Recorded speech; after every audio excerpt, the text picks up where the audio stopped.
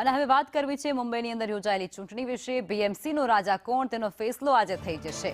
મહારાષ્ટ્રમાં 29 જેટલી મનપાના પરિણામ જાહેર થશે। ગઈકાલે મતદાન બાદ આજે તેનું પરિણામ સવારે 10 વાગ્યાથી મતગણતરી પણ શરૂ થશે।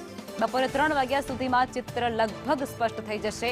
893 વોર્ડની 2800 અને 69 બેઠકોના પરિણામ આજે આવી જશે, જેમાં 15,931 જેટલા ઉમેદવારોના ભવિષ્યનો ફેસલો થઈ જશે।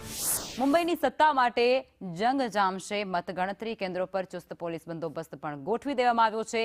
આજે સ્પષ્ટ થશે કે મુંબઈનું નવું શાસન એ કોના હસ્તે આવવાનું છે। બીએમસી માટે ઘણી બધી ચૂંટણી એજન્સીઓ દ્વારા એક્ઝિટ પોલ પણ જાહેર કરવામાં આવ્યા છે।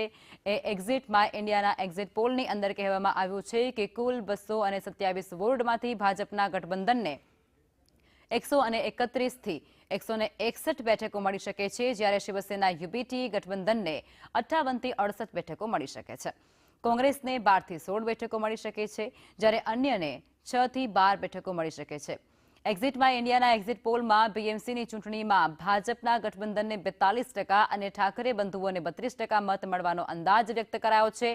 એક્ઝિટ માય ઇન્ડિયાના એક્ઝિટ પોલ એ પણ દર્શાવે છે કે બીએમસીની ચૂંટણીમાં ઠાકરે બંધુઓને 49% મરાઠી મતદારોના મત મળ્યા છે, જ્યારે 68% ઉત્તર ભારતીયોને ભાજપ અને શિવસેનાની તરફેણમાં મત આપ્યો હતો।